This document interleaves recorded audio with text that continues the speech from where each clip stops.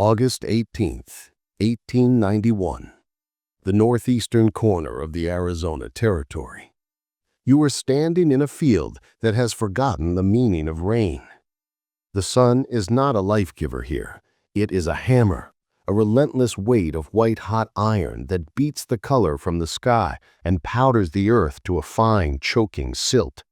This is the world of Silas Kane. Look at him.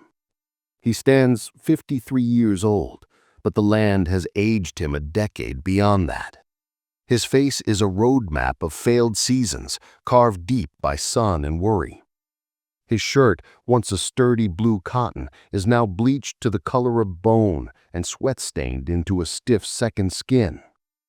He bends down, his knees cracking like dry twigs. His fingers, thick and calloused, trace the cracked earth around the base of a cornstalk. The stalk itself is a monument to futility. Stunted, yellowed, its leaves brittled and curled in on themselves like fists clenched against the sky.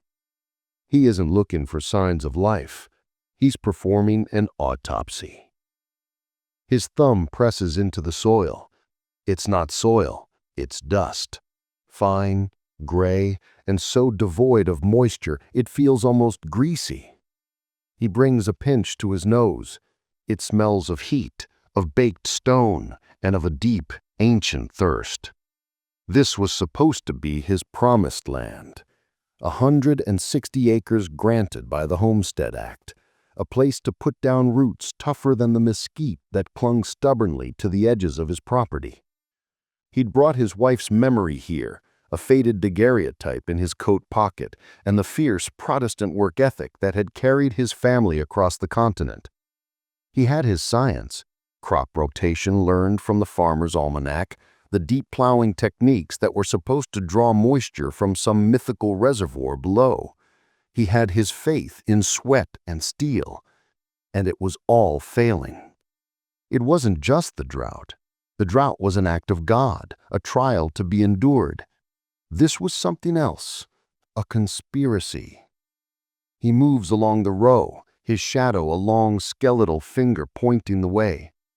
Every few feet he finds the evidence, a small, perfectly round hole burrowed into the earth, the entrance to the underworld of his enemies. He kicks at one, and a puff of dust erupts, as if the land itself is sighing in defeat.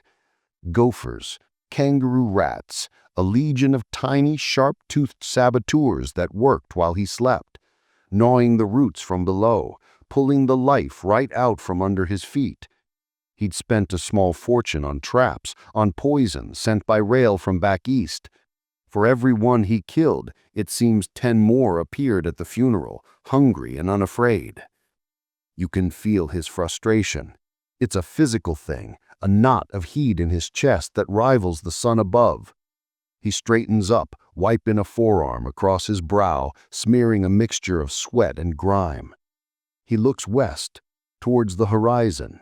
There, rising from the flat expanse like bones of the earth itself, are the mesas. 3 fingers of stone clawing at the sky. Second mesa, and upon it, Oribe, the Hopi village, a place older than any city he had ever known. To Silas, it wasn't a center of ancient culture. It was an anthill of superstition, a stubborn stain of the past that refused to be scrubbed clean by progress. He'd heard the talk in Keam's Canyon, at the trading post run by Thomas Keam.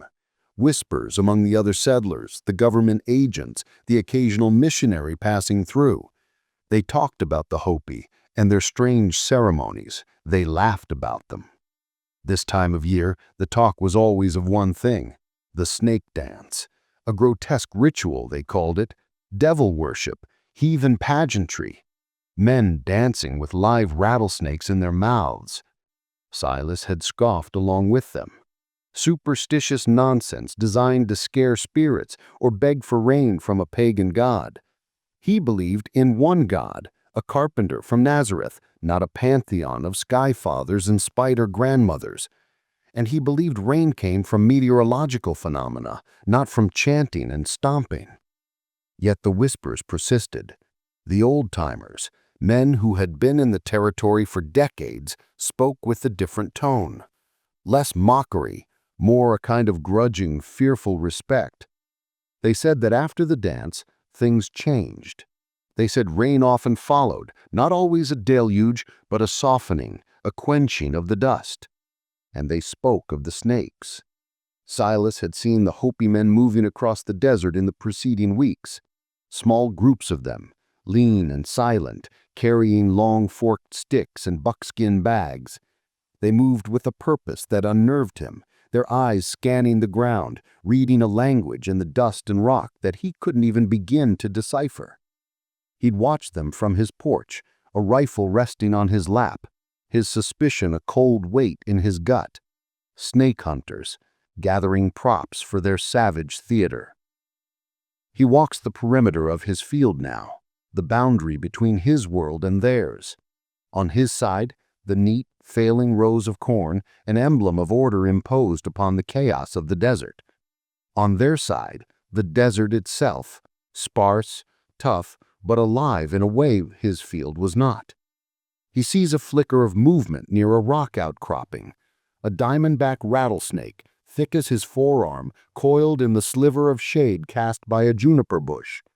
Its head is a perfect, brutal triangle. Its eyes, vertical slits of black, are ancient and devoid of emotion. The rattle at its tail gives a dry, buzzing hiss, a sound like death shaking a maraca. Silas freezes. His hand instinctively goes to the Colt revolver holstered at his hip, a heavy, comforting weight of blued steel and worn leather. This is the enemy. A venomous serpent, a creature of the devil from the book of Genesis, the embodiment of the wilderness he was trying to tame. He'd killed dozens of them, shot them, hacked them with a spade. Each one dispatched was a small victory for civilization. But this one he watches. It doesn't move towards him. It simply holds its ground, a silent, potent guardian of its own space. It is a part of this land in a way he knows he will never be. The snake belongs here. Silas Kane is just a trespasser.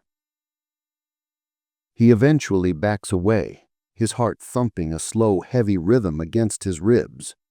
The encounter leaves a residue of unease that the sight of 100 gopher holes could not. The gophers were a nuisance. The snake felt like a judgment.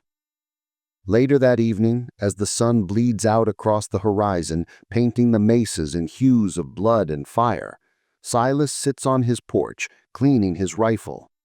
The air cools, but the heat of the day radiates up from the ground. The world is bathed in a profound, ringing silence. It's in this silence that he hears it. A faint, rhythmic sound carrying on the wind from the direction of the mesa. A drum, a low, steady heartbeat. Tump, tump, tump, tump. And under it, a multi-toned murmur that wasn't quite singing, not quite chanting. It was older than both. It was the sound of the earth itself finding a voice. He stops his work, the oiled rag still in his hand. He looks towards Oribe, now a black silhouette against the dying light. The sounds coming from that stone citadel are the sounds of the very superstition he so readily dismisses. They are preparing. The drumbeat is a summons. The chants are an invocation. Down here in his world of calculated acreage and chemical poisons, his scientific methods are failing. Up there, on the mesa, they are preparing to dance with serpents to ask the world for help.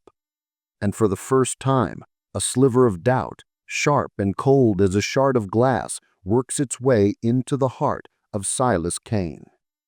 What if his world, the one of iron and logic, wasn't the only one that was real?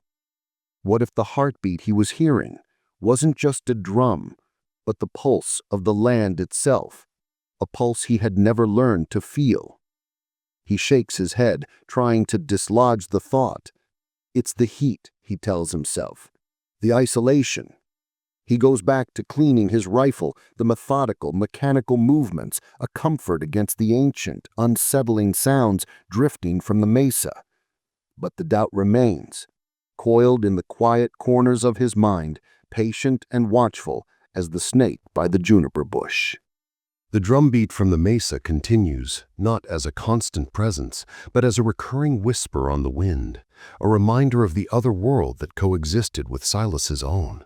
For the next 8 days, he sees the small parties of Hopi men moving out from the base of the mesa at dawn and returning at dusk. They are members of the snake and antelope fraternities, men chosen for a sacred and perilous task. You are with them now, not as a visible observer, but as a silent witness to a process that defies the logic of the world Silas Kane inhabits. Follow one man, a snake priest named Lomahongva. He is older than Silas, his face a beautiful, intricate story written in the script of sun and time. His body is lean, corded with muscle that speaks not of heavy labor, but of endurance, of walking endless miles under the Arizona sun. He wears simple cotton trousers and worn moccasins that seem to grow from the earth itself. There is no wasted movement in him. Every step is deliberate. Every glance of his dark, intelligent eyes is an act of seeing, not just looking. He carries a digging stick, a long, smooth piece of hardwood, and a snake whip, 2 eagle feathers tied to a short wooden handle. In his other hand, a buckskin bag, soft and pliable, folded neatly. He does not hunt. To call this a hunt is to misunderstand completely. He is on a sacred errand. He is gathering messengers. The Hopi believe their ancestors emerged from the underworld, a place deep within the earth. The snakes, who live in cracks and burrows, are the children of this underworld. They are the go-betweens, the carriers of prayers from the world of light to the spirits below. To harm one needlessly is to sever a line of communication with the divine. To capture one for the ceremony is to engage in a holy diplomacy. Lomahongva moves with a deep instinctual knowledge of the terrain. He knows which rock formations hold heat, which patches of scrub offer the best cover. He reads the faint tracks in the dust, the subtle disturbances in the sand, as easily as Silas reads his almanac. He is not looking for just any snake. He is being guided. He stops, closes his eyes, and his lips move in a silent prayer, a quiet conversation with the spirit of the land. He is asking for permission. He is announcing his purpose. A short distance away, under a ledge of sandstone, he sees it. The unmistakable pattern of a western diamondback, its scales a complex mosaic of tan, brown, and diamond shapes that makes it almost invisible against the ground. The snake is coiled, resting. Lomahongva approaches, not with aggression, but with a calm, almost gentle reverence. He begins to hum, a low guttural sound that is both soothing and commanding. He uses the snake whip, the eagle feathers, to gently stroke the snake's back. This is not an act of domination. It is a greeting. The feathers are sacred, a connection to the sky spirits, a sign of peaceful intent. The snake, which would normally coil tighter, rattle, and strike at any other intruder, reacts with a strange placidity. It uncoils slowly, its head rising, its forked tongue tasting the air, sensing the intent of the man before it. There is no fear in Lomahongva's posture, and this absence of fear communicates itself to the serpent. He uses the digging stick to gently pin the snake's head. With his other hand, he grasps it firmly but gently behind the jaws, where the venom glands are located. He lifts the powerful muscular body. The snake writhes, but it is a movement of confusion, not aggression. He speaks to it softly in the Hopi language, telling it that it is beautiful, that it is powerful, that it is being borrowed for a great purpose, and that it will be returned home safely. He then carefully places it into the buckskin bag, which he ties shut, one messenger secured. He will do this again and again, gathering bull snakes, racers, and the venomous rattlesnakes, the most sacred of all. As the sun sets, the men return to the mesa. They do not enter the main village. They descend into the kiva, the subterranean ceremonial chamber. Imagine yourself slipping through the stone walls, entering this sacred space. The air inside is cool and thick with the smells of earth, sweat, wood smoke, and something else, a dry reptilian scent, the odor of the snakes themselves. A single fire casts flickering shadows against the stone walls, which are adorned with painted symbols of lightning, clouds, and corn. The snakes are not simply dumped in a pit. They are treated as honored guests. They are emptied from the bags into a large clay-lined enclosure. Here they are washed. The priests, stripped to their loincloths, gently wash the snakes with water and sacred herbs, cleansing them, preparing them for the ceremony. It is a scene that would shatter Silas Cain's understanding of the world. Men sit calmly among a writhing mass of dozens of rattlesnakes, their hands moving with unhurried grace, their voices a low, continuous chant. No one is bitten. The air is thick with a strange tranquility, a mutual respect between man and serpent that seems to suspend the natural laws of predator and prey. For days, the priests fast and pray within the kiva. They perform secret rituals, their bodies painted with symbolic designs. They create the nakwa, a sacred ball of eagle feathers and corn husk, a symbol of their prayers for life and rain. They smoke sacred tobacco, its smoke carrying their thoughts and intentions up to the spirit world. They drink a dark, bitter liquid, an emetic that purifies their bodies, making them worthy to handle the sacred messengers. Outside the kiva, the world of the village continues, but it is charged with a quiet anticipation. The antelope priests, in their own kiva, prepare in parallel. They are the other half of the ceremony, representing the ancestors who came before the snake clan. Their songs are a weaving of history, a recounting of the great migrations that brought the Hopi to these mesas. Together, the two fraternities create a spiritual balance, a harmony that is essential for the ceremony's success.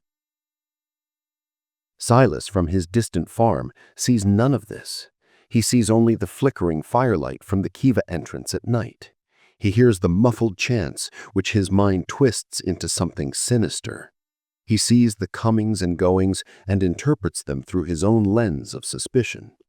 He tells himself they are drugging the snakes or performing some sleight of hand to remove their fangs. He clings to these rational explanations because the alternative is too terrifying to contemplate. That these primitive people have access to a power, a form of knowledge that his own civilization has forgotten or destroyed. He is a man standing on the shore of a vast ocean, insisting that the only thing that is real is the handful of sand he holds in his fist.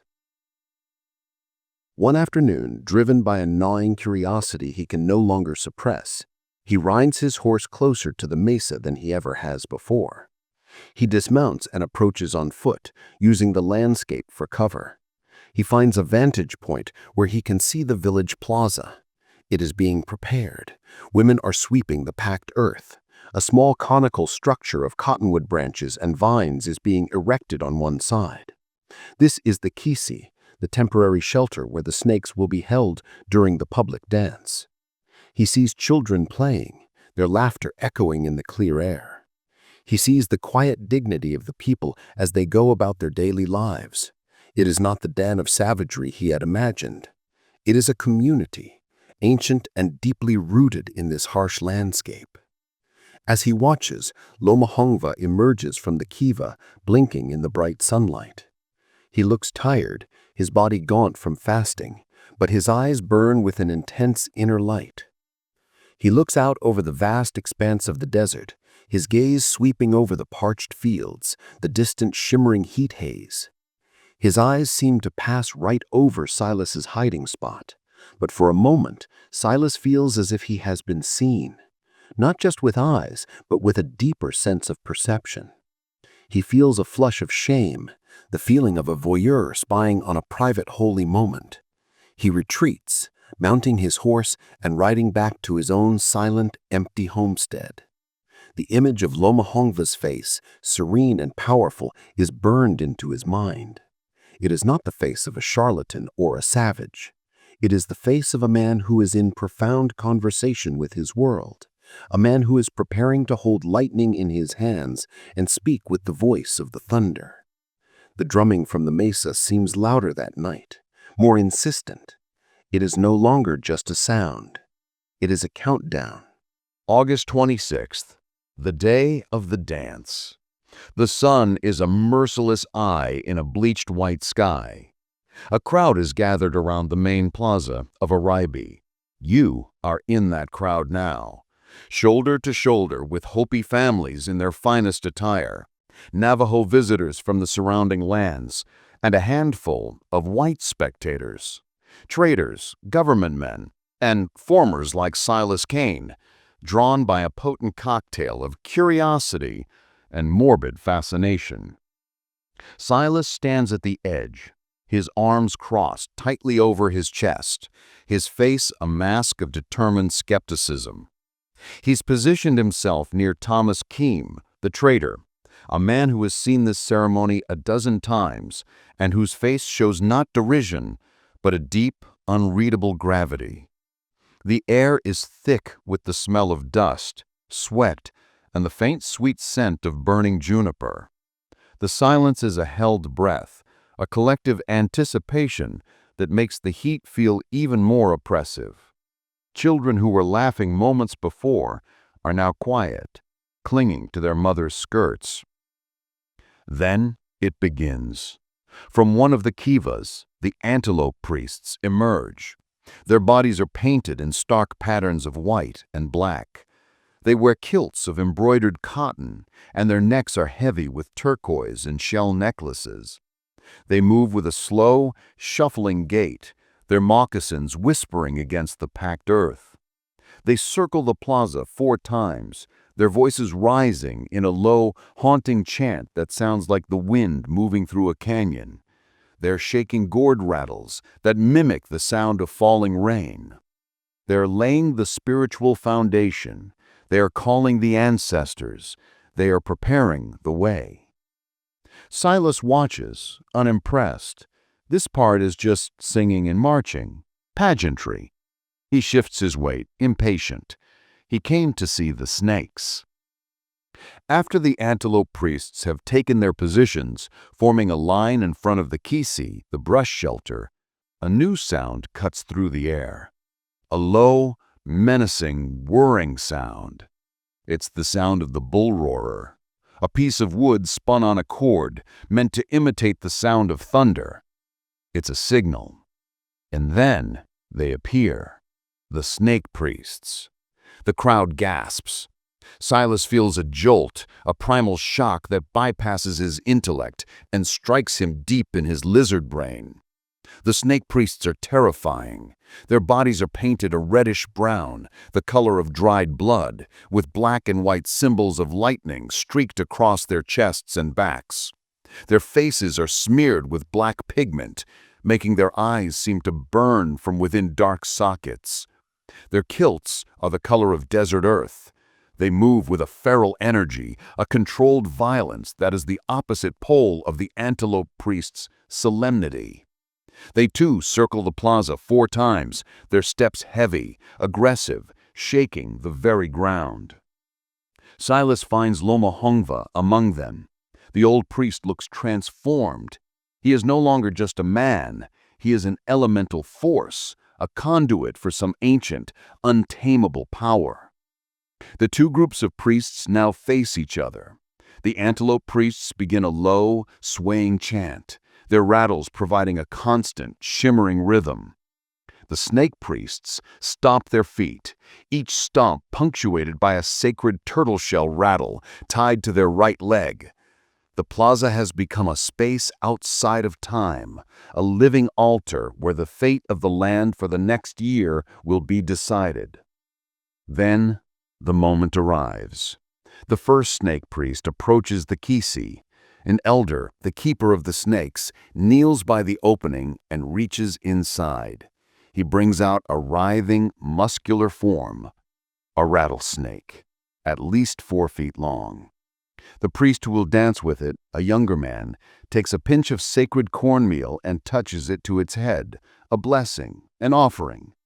Then, with a swift, fluid motion that betrays no hesitation, he places the snake's head in his mouth, his lips clamping down just behind the venomous jaws. A wave of revulsion and awe ripples through the white spectators. Silas feels the bile rise in his throat. This is it, the savage spectacle he came to see. His mind races, searching for the trick. The fangs must be removed, they must be drugged. He squints, trying to see the snake's mouth, but it's impossible. Another priest, called the hugger or guide, steps up beside the dancer. He places his arm around the dancer's shoulder and uses his snake whip, the eagle feathers, to distract the snake, stroking its body, keeping its attention away from his man's face. The two men, bound together by the living serpent between them, begin to move, shuffling and stomping to the rhythm of the chant. The snake is alive, very alive. It coils and twists, its heavy body wrapping around the dancer's arm, its tail raised high, the rattle buzzing with a furious, hypnotic sound that fills the plaza. Silas cannot look away. He is watching a man dance with his own death held between his teeth. The raw, terrifying courage of it is undeniable. Another pair emerges from the kisi, this one with a large bull snake, then another with a speckled rattlesnake. Soon the plaza is filled with pairs of dancers, each with a living, writhing serpent, their movements synchronized to the endless chant of the antelope priests. The air vibrates, the dust rises, the sun beats down. It is a vision from a nightmare, a scene of impossible primal power. Silas watches Lomahongva take his turn. The old priest is given one of the largest diamondbacks. He handles it with almost a serene calm, his movements economical and precise. As he dances, his eyes are closed, his face tilted towards the sky. He is not performing. He is praying with his entire body, with his life held in the balance. The snake in his mouth is not a prop. It is a living prayer, a physical embodiment of the sacred bond between the Hopi and the dangerous, life-giving powers of the underworld. The dance continues for what feels like an eternity. Each dancer circles the plaza before releasing his snake to another priest, a gatherer, who deftly picks it up from the ground with his bare hands. When a gatherer's hands are full, holding 3 or 4 snakes at once, he passes them to the antelope priests, who hold them until the final part of the ceremony.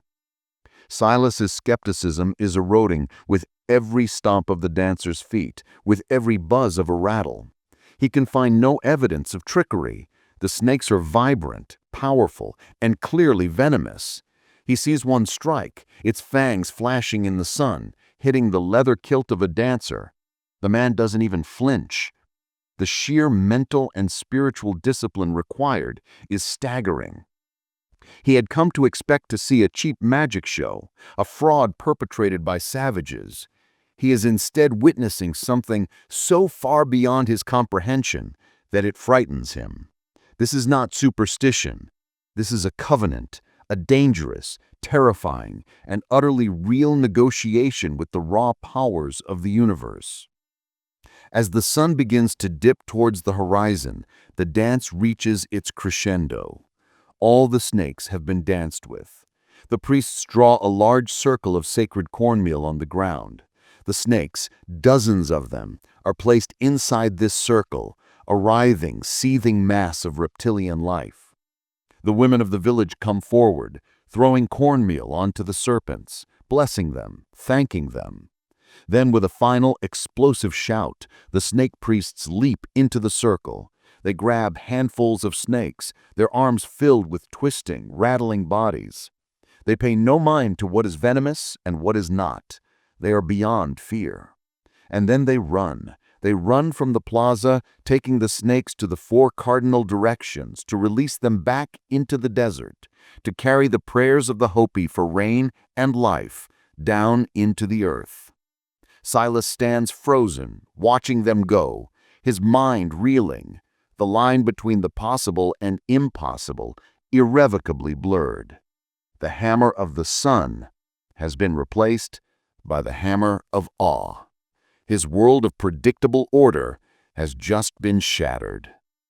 The plaza empties with a strange, subdued swiftness. The intense, concentrated energy of the dance dissipates, leaving a vacuum in its wake. The Hopi families melt back into their stone houses. The other spectators, their faces a mixture of shock and nervous excitement, begin the long journey down the Mesa Trail.